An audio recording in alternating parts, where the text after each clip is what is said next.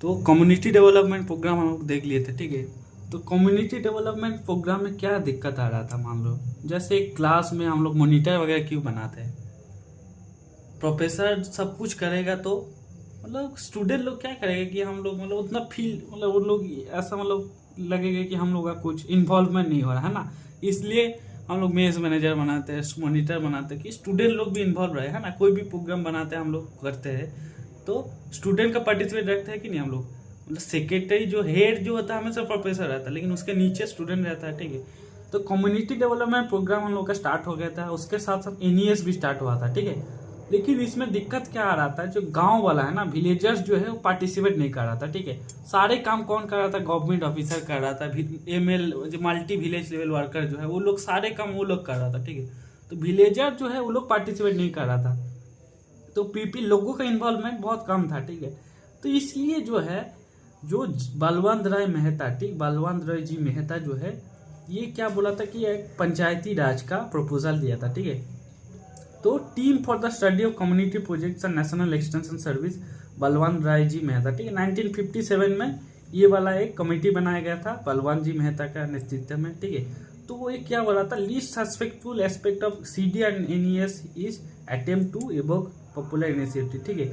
तो गवर्नमेंट जो है अपना विलेजर्स को पार्टिसिपेट नहीं सही से नहीं करा पा रहा था, ठीक है। तो इसलिए ये क्या बोला था, रिकमेंड क्या था बलवंत राय जी मेहता की, रिकमेंड द डेमोक्रेटिक डिसेंट्रलाइजेशन, ठीक है। मतलब डेमोक्रेटिकली तुम डिसेंट्रलाइजेशन करो, डिसेंट्रलाइजेशन मतलब सेंटर से पावर डी मतलब एवोक चलाना, ठीक है। तो ये क्या बोला था, तुम डिसेंट्रलाइजेशन करो, ठीक है। सारे पावर तुम सेंट्रल के अंदर मत रखो, सारे पावर गवर्नमेंट ऑफिसर उसके हाथ में मत दो, ठीक है। तो गांव वालों को भी कुछ पावर दो, ठीक है। तो पंचायती राज के थ्रू क्या हुआ, जो पावर है सेंट्रल गवर्नमेंट के पास से लोकल लोगों के पास चला गया, ठीक है। और लोकल लोग वो कैसे मतलब डेमोक्रेटिक थ्रू डेमोक्रेसी मतलब वो चुन कर आएगा, ठीक है। तो सेंटर क्या बोला कि हम लोग सब कुछ अब कंट्रोल नहीं करेंगे, ठीक है। अब तुम लोग चुनाव करो, ठीक है। तुम लोग किसी को बनाओ अपना मुखिया वगैरह, वो अब सारे जो रूरल अपना गांव का डेवलपमेंट वगैरह वो करेंगे, ठीक है। तो इसी के साथ पंचायती राज का स्थापना हुआ, ठीक है। सबसे पहले 1959 में नागौर राजस्थान में पंचायती राज सबसे पहले स्टार्ट हुआ, ठीक है।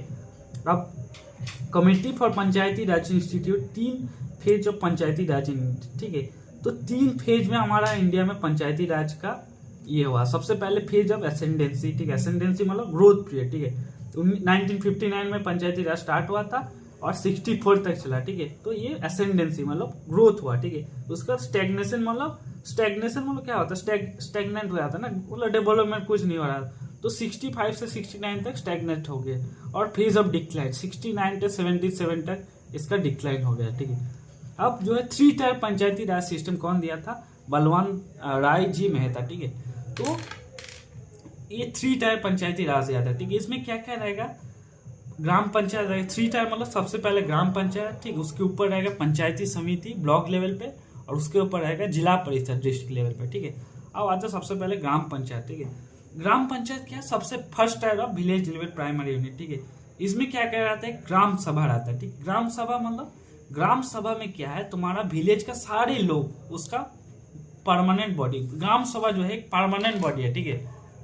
ग्राम सभा एक परमानेंट बॉडी है, ठीक। इसका मेंबर कौन है, इसका मेंबर है सारे गांव वाला, ठीक है। जितना भी जो वोटर से क्वालिफाइड वोटर है सब लोग ग्राम सभा के मेंबर है, ठीक है। और ग्राम सभा का प्रेसिडेंट कौन है, सरपंच होता है, ठीक है। उसके बाद आता है एक ग्राम पंचायत, ठीक है। ग्राम पंचायत क्या होता है, तुम्हारा एक एग्जीक्यूटिव बॉडी है, ठीक है। ग्राम सभा का एक एग्जीक्यूटिव बॉडी है। इसमें कौन रहता है, सारे जो इलेक्टेड रिप्रेजेंटेटिव रहेगा, ठीक है। तो ये कौन किस में रहता है, ग्राम पंचायत में, ठीक है। जो ग्राम पंचायत है एक टेम्पोररी बॉडी है, ठीक है। ये 5 साल में कोई इलेक्टेड होकर आ कि वो लोग ग्राम पंचायत बनाएगा, ठीक है। लेकिन ग्राम सभा जो है इसमें सब लोग जा रहे, सारे जितना वोटर है वो लोग रहता है ना। तो ग्राम सभा तुम्हारा परमानेंट बॉडी हो गया, और ग्राम पंचायत तुम्हारा एक इलेक्टेड हो गया, ये टेम्पोररी हो गया, ठीक है। और ये एग्जीक्यूटिव बॉडी हो गया, ठीक है। दोनों में अगर डिफरेंस पूछा जाए ग्राम सभा ग्राम पंचायत में क्या क्या डिफरेंस होगा, सबसे पहले ग्राम सभा जो है परमानेंट है, ग्राम पंचायत तुम्हारा क्या है, टेम्पोररी है, ठीक है। ग्राम सभा का सारे जो मेंबर है उसका मेंबर कौन है, सारे विलेजर, ठीक है। सारे वोटर उसका मेंबर है। लेकिन ग्राम पंचायत का मेंबर कौन है, जो लोग इलेक्ट होकर है, इलेक्टेड रिप्रेजेंटेटिव, ठीक है। जो ग्राम पंचायत एक एग्जीक्यूटिव बॉडी है, ठीक है, मतलब ये सारे जो एग्जीक्यूटिव काम है, ठीक है, ऑफिस वर्क ये सब करता है, ठीक है। और जो ग्राम सभा है, ठीक है, ये तुम्हारा इसकी मतलब जनरल बॉडी है, ठीक है, ये जनरल काम, मतलब इसका कोई काम उतना नहीं है, it is a general body, ठीक है। अब आता है ग्राम पंचायत, ठीक। ग्राम पंचायत हम लोग पढ़ लिए, ठीक है। एडमिनिस्ट्रेटिव फंक्शन जो है ग्राम पंचायत का है, ठीक है।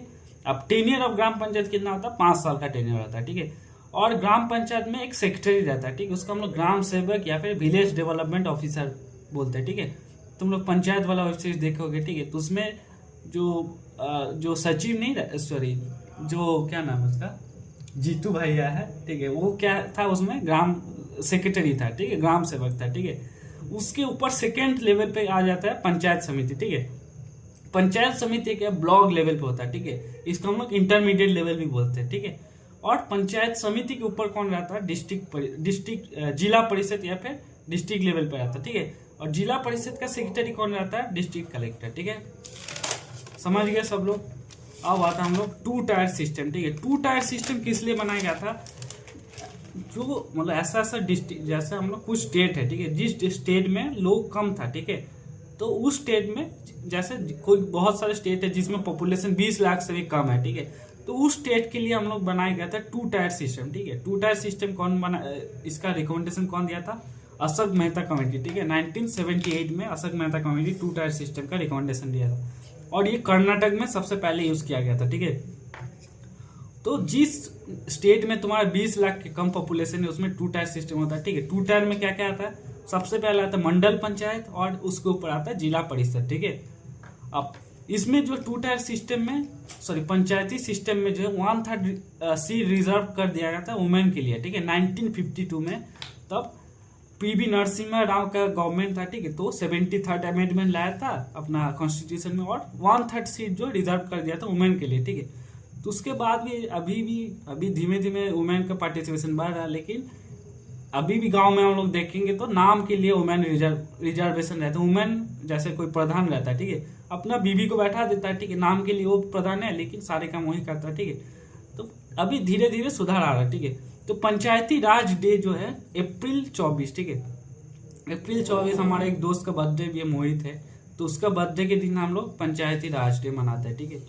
अब मिनिस्ट्री ऑफ पंचायती राज कब एस्टेब्लिश हुआ था, मई 27, 2004, ठीक है। मई 27 किसका बर्थडे है पता है, चलो बाद में बताएंगे। उसके बाद 2020 में जो है 2020 में ई ग्राम स्वराज पोर्टल आया था, ठीक है। ई ग्राम स्वराज पोर्टल क्यों लाया गया था, जो गांव वाला मतलब जो पंचायत में जो ऑफिसर था, वो पंचायत जो ग्राम सचिव क्या बोलते उसको, सरपंच था, तो बहुत घबला करता था, ठीक है, मतलब 5 करोड़ रुपया आता था, उसमें से काम वाम नहीं करता था, तो इसलिए ई स्वराज पोर्टल मोदी जी के नेतृत्व में बनाया गया था 2020 में। इसमें तुम गांव का सब लोग ई स्वराज पोर्टल में जाओगे, अपना गांव का ग्राम पंचायत का नाम डालोगे, तो उसमें तुम देख पाओगे कि तुम्हारे गांव में कितना काम हुआ, किस फंड के लिए कितना पैसा है, ठीक है, कितना यूज किया गया, कितना अभी फंड में पैसा बचा है, ठीक है। तो ई स्वराज पोर्टल में तुम जाकर ये सब देख सकते हो, ठीक है। तो उसके बाद हम लोग आता है नेक्स्ट टॉपिक में, वो है टेक्नोलॉजिकल डेवलपमेंट, ठीक है। टेक्नोलॉजिकल डेवलपमेंट क्यों किया गया था, हम लोग का इंडिया का एग्रीकल्चर जो प्रोडक्शन था बहुत कम हो रहा था, ठीक है। हम लोग का लोग पॉपुलेशन धीमे धीमे बढ़ रहा था, लेकिन हम लोग का फूड नहीं बढ़ रहा था, ठीक है। तो इसलिए हम लोग को टेक्नोलॉजिकल डेवलपमेंट करना जरूरी था कि सो दैट हम लोग का खाना सही से मिल पाए, है ना। तो इसके टेक्नोलॉजिकल डेवलपमेंट के थ्रू ही हम लोग को जैसे ग्रीन रेवोल्यूशन वगैरह धीमे धीमे हुआ, फिर हम लोग का खाना धीमे धीमे बढ़ा, ठीक है। तो इसमें 4 मेन प्रोग्राम था, IADP 1960, ठीक है, IAAPP 1964, ICDP 1964 से 65 और HYVP, ठीक है, 1966। इसको हम लोग धीमे धीमे पढ़ते हैं, ठीक है। सबसे पहले है IADP, ठीक है। IADP का फुल फॉर्म है इंटेंसिव एग्रीकल्चर डिस्ट्रिक्ट प्रोग्राम, ठीक है। इंटेंसिव मतलब बहुत ज्यादा, ठीक है, बोलता नहीं हम लोग इंटेंसिव पढ़ाई कर रहा है, ठीक है, इंटेंसिव पढ़ाई कर रहा है मतलब बहुत ज्यादा पढ़ाई कर रहा है, ठीक है। तो मतलब तो इंटेंसिव एग्रीकल्चर डिस्ट्रिक्ट प्रोग्राम में क्या किया गया था, हम लोग मतलब कोई इसमें क्या गया था, कोई जो डिस्ट्रिक्ट तुम्हारा जो डिस्ट्रिक्ट पहले से अच्छा है, डेवलप है, ठीक है, तो उसी पे फोकस किया, ठीक है। मान लो पहले क्या गवर्नमेंट सोच जाता, पहले सारे जगह पे फोकस करता है, ठीक है, लेकिन तुम सारे जगह पे मान लो तो सारे स्टूडेंट, जैसे एलन वगैरह क्या करता है, जो अच्छा जो स्टूडेंट है उस पे उसके लिए अलग से बैच निकाल देता है ना, तो अच्छा स्टूडेंट है उसको अलग से उसके लिए एक बैच निकाल देता है, उसको अच्छे से पढ़ाता है, ठीक है, क्यों सब लोगों के सेम पढ़ाओगे तो तुम्हारा रैंकर नहीं निकलेगा, ठीक है। तो गवर्नमेंट भी यही सोचा कि कुछ कुछ डिस्ट्रिक्ट है, ठीक है, जिसमें इरिगेशन अच्छा है, ठीक है, उसका सॉइल अच्छा है, ठीक है, उसका फार्मर जो है बहुत एक्टिव है, ठीक है, तो गवर्नमेंट क्या किया, जो एक्टिव डिस्ट्रिक्ट था ना उसको फर्टिलाइजर दिया, ठीक है, उसको अच्छे अच्छे सीड दिया, उसको क्रेडिट दिया, लोन दिया, ठीक है, एक्सपर्ट भेजा कि तुम जाकर उस फार्मर को समझाओ, ठीक है।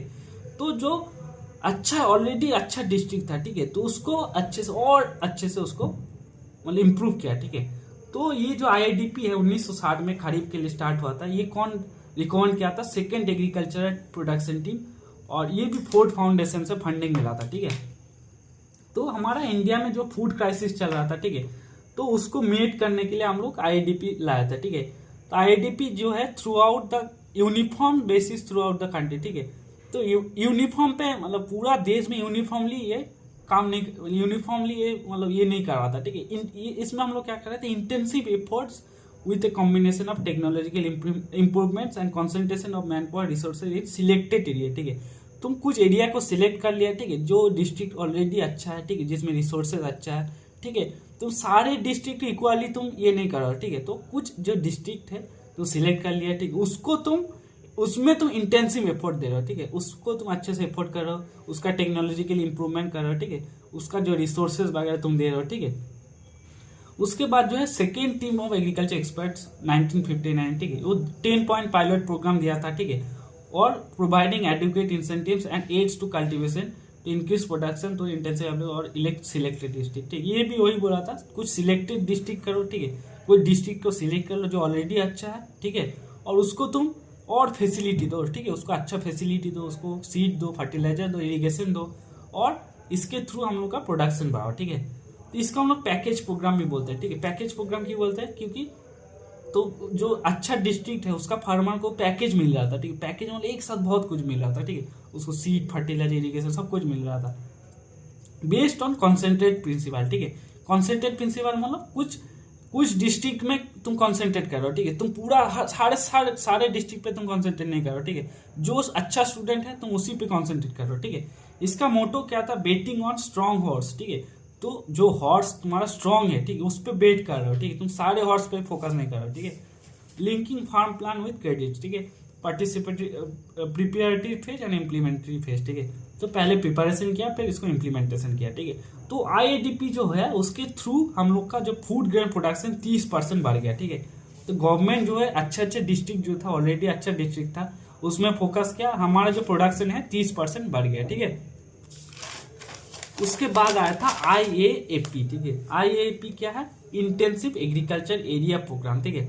हम लोग का पहले आईएडीपी चल रहा था, आईएडीपी क्या था, डीप वर्क कर रहा था, कॉन्सेंट्रेट एरिया पे ये डेवलपमेंट कर रहा था, ठीक है। तो तुम अगर सिर्फ कुछ डिस्ट्रिक्ट में काम करोगे तो बाकी लोग तो तुमसे जलेगा है ना, सरकार को सवाल जवाब करेगा कि तुम खाली कुछ डिस्ट्रिक्ट पे फोकस करो, बाकी पूरा देश पर खराब चल रहा है, ठीक है।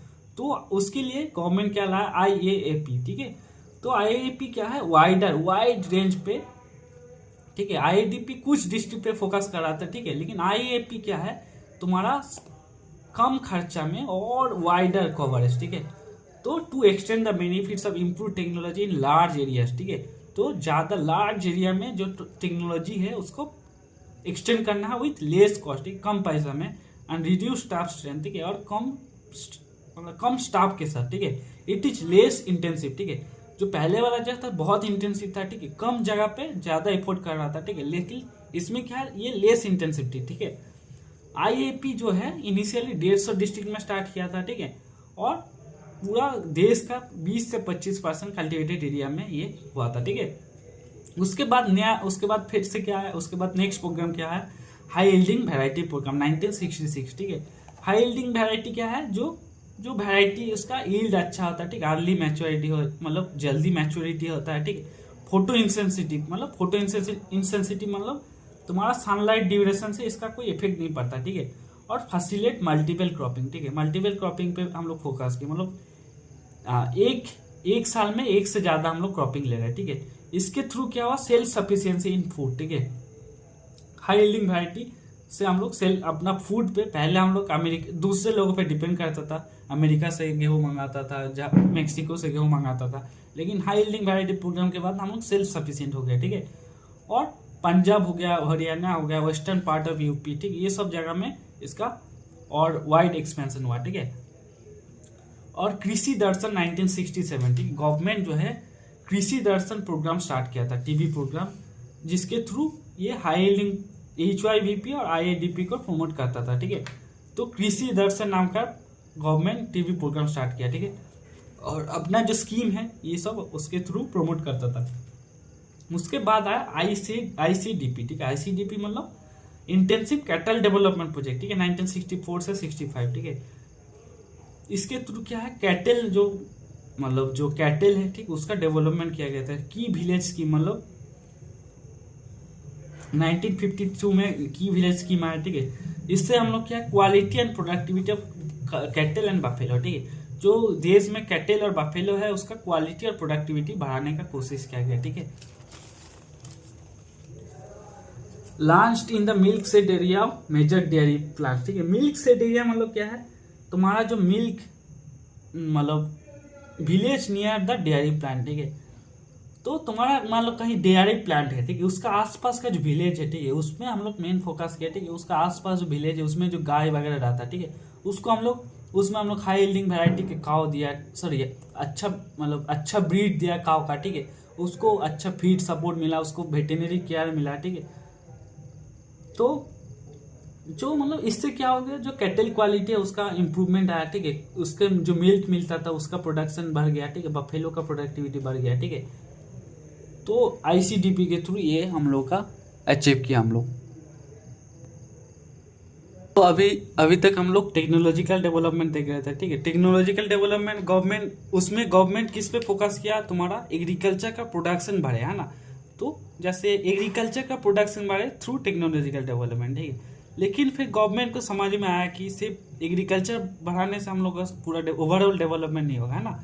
तो हम लोग का जो है सिर्फ एग्रीकल्चर मतलब हम लोग का जो फार्मर है, ठीक, उसका लाइफ को भी इम्प्रूव करना पड़ेगा, ठीक है। गाँव का जो रूरल पीपल है उसका तुम्हारा ये करना पड़ेगा, लाइफ को अच्छा करना पड़ेगा, ठीक है।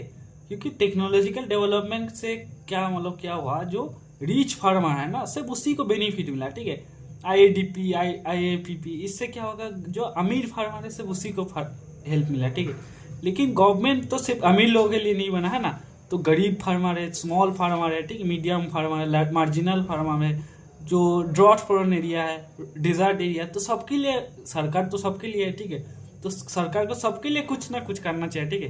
तो इसलिए गवर्नमेंट क्या है, डेवलपमेंट विद सोशल जस्टिस, ठीक है। तो सोसाइटी को जस्टिस देने के लिए और कुछ कुछ प्रोग्राम लेकर आया, ठीक है। तो 4th 5 ईयर प्लान, ठीक है, 1969 से 74 तक गवर्नमेंट सोशल जस्टिस के लिए काम किया, ठीक है। सबसे पहले वो लाया SFDA, ठीक है। SFDA क्या है, स्मॉल फार्मर्स डेवलपमेंट एजेंसी, ठीक है। तो 1970 से 71 IRCRC मतलब all India rural credit review committee, ठीक है, वेंकटप्पैया, ठीक है। ये क्या बोला था कि जो तुम्हारा स्मॉल फार्मर है, ठीक है, स्मॉल फार्मर मतलब क्या है, जिसका तुम्हारा जमीन जो है 1 से 2 हेक्टेयर जमीन है, ठीक है। तो बोला कि इन लोग को डेवलपमेंट के लिए इन लोग को तुम लोन दो, ठीक है। तो स्मॉल फार्मर डेवलपमेंट के लिए इसको लोन मिला, ठीक है। उसमें गवर्नमेंट 25% सब्सिडी देता था, ठीक है। तो जो स्मॉल फार्मर है उसको 25% सब्सिडी मिलता था। और जो मार्जिनल फार्मर है, मार्जिनल फार्मर मतलब जिसके पास जमीन 1 हेक्टेयर से भी कम जमीन है, ठीक है, वो उसको हम लोग मार्जिनल फार्मर बोलते हैं, ठीक है। तो मार्जिनल फार्मर को 33.33% सब्सिडी मिला, ठीक है। और जो स्मॉल फार्मर है उसको 25% सब्सिडी मिला, ठीक है। जो SFDA है 46 डिस्ट्रिक्ट में हम लोग फैलाया, 50,000 लोग इससे फायदा मिला, ठीक है। और जो MAPL है मार्जिनल फार्मर वाला, 20,000 लोग हम फार्मर को फायदा मिला और 40 डिस्ट्रिक्ट में फैला, ठीक है। उसके बाद आता है हम लोग ड्रॉट प्रोन एरिया प्रोग्राम, ठीक है। तो बहुत सारे एरिया था जहाँ रेगुलरली ड्रॉट आता था, ठीक है, वाटर शॉर्टेज आता था, क्रॉप फेल हो जाता, क्रॉप गिर जाता, ठीक है। तो उसके लिए 5th 5 ईयर प्लान के थ्रू हम लोग जो ड्रॉट प्रोन एरिया है, ठीक है, उसको उसका इकोलॉजिकल बैलेंस ठीक करने के लिए ये प्रोग्राम लाया था, ठीक है, 1974 में, ठीक है। इसके थ्रू हम लोग पेड़ वेड़ लगाए, ठीक है, उसके बाद सॉइल कंजर्वेशन किया, ट्री प्लांटेशन किया, ठीक है, और जो सारे जो ड्रॉट प्रोन एरिया है उसका डेवलपमेंट पे फोकस किया गवर्नमेंट, ठीक है। उसके बाद आया डेजर्ट डेवलपमेंट प्रोग्राम, ठीक है, 1977 में। इसके थ्रू क्या किया, जो डेजर्ट एरिया है, ठीक है, उसमें जो सैंड से मतलब सती आता है, ठीक, तो उससे उसको कंट्रोल किया, ठीक है, पेड़ वेड़ लगाया, वाटर कंजर्वेशन किया, ठीक है। उसके बाद आता है हम लोग कमांड डेवलपमेंट प्रोग्राम, ठीक है। Command area development. तो कमांड एरिया मतलब क्या होता है, कमांड एरिया मतलब जो एरिया को तुम्हारा इरिगेशन प्रोजेक्ट के थ्रू फायदा मिल रहा है, ठीक है, वो होता है हमारा कमांड एरिया, ठीक है। तो कमांड एरिया जो है जिसके मतलब जिस एरिया में इरिगेशन हम लोग का है, ठीक है, तो उस एरिया को हम लोग को डेवलप करना है, ठीक है। तो पहले बहुत कम एरिया था जहाँ इरिगेशन था, कैनल के थ्रू उसको फायदा मिल रहा था, ठीक है। तो हम लोग को कमांड एरिया को बढ़ाना था, ठीक है। तो इसके लिए गवर्नमेंट क्या लाया 1974-75 में कमांड एरिया डेवलपमेंट, ठीक है। तो इसको लॉन्च किया 1974-75 में, ठीक है।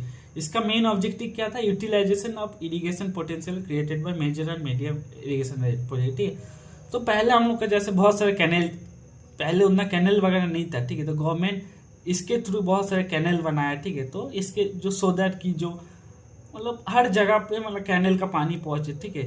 तो और जो फील्ड चैनल के थ्रू वाटर वगैरह सही से डिस्ट्रीब्यूशन हो, ठीक है। उसके बाद आया ट्रेनिंग एंड विजिट सिस्टम, ठीक है, 1974 में TNV।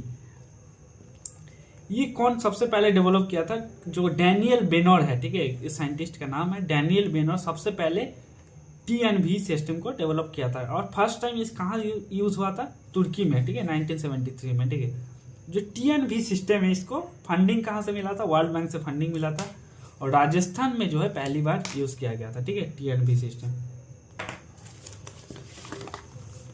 तो TNV सिस्टम गवर्नमेंट क्यों लाया था, गवर्नमेंट क्या चाहता था कि एक प्रोफेशनल एक्सटेंशन सर्विस हो, ठीक है, मतलब कोई प्रोफेशनल आदमी, ठीक है, जो जिसको नॉलेज हो, ठीक है, वो एक्सटेंशन वर्कर जो प्रोफेशनल आदमी हो, वो गांव गांव में जाकर फार्मर को रेगुलरली फार्मर के पास जाए, ठीक, उसको समझाए, ठीक है।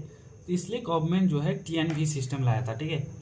तो ये पूरा देश में 1985 तक पहुंच गया, ठीक है। ये it was a centralised approach, ठीक है। सेंट्रलाइज्ड अप्रोच मतलब जो सेंटर जो है मेन उसके ऊपर मतलब कंट्रोल था, ठीक है। और टॉप डाउन मतलब ऊपर से नीचे आता था, जैसे ऊपर सबसे ऊपर साइंटिस्ट था, उसके बाद ऑफिसर था, फिर फार्मर के पास पहुंचता था, ठीक है। और बेसिक लेवल एक्सटेंशन फंक्शन कौन करता है, VEW मतलब विलेज एक्सटेंशन वर्कर जो है वो बेसिक एक्सटेंशन फंक्शनरी करता था, ठीक है। वो जाकर कॉन्टैक्ट फार्मर को बोलता था, कॉन्टैक्ट फार्मर जो प्रोग्रेसिव फार्मर है, ठीक है, उसको जाकर village extension worker contact farmer के पास जाता था, उसको समझाता था, ठीक है, वो जाकर फिर बाकी फार्मर को समझाता था, ठीक है। तो इसका मेन ऑब्जेक्टिव क्या था, प्रोफेशनल एक्सटेंशन सर्विस को बिल्ड करना, ठीक है, TNV सिस्टम का, ठीक है। इसका साइलेंट फीचर अगर हम लोग देखेंगे तो क्या क्या है, सबसे पहले प्रोफेशनलिज्म, ठीक है। तो ये प्रोफेशनल वर्कर जो था, जो जैसे विलेज लेवल वर्कर था, ठीक है, वो उसको ट्रेनिंग नहीं मिलता था, लेकिन इसमें क्या है, जो प्रोफेशनल आदमी जाकर उसको ट्रेनिंग देता था, ठीक है। Single line of command with in the ministry, ठीक है। कॉन्सेंट्रेशन ऑफ एफर्ट, ठीक है, तो मतलब कॉन्सेंट्रेट होकर काम करता था, टाइम बाउंड वर्क, ठीक है, एक टाइम लिमिट रहता था, इसके अंदर काम करता था। फील्ड एंड फार्मर ओरिएंटेशन, ठीक है।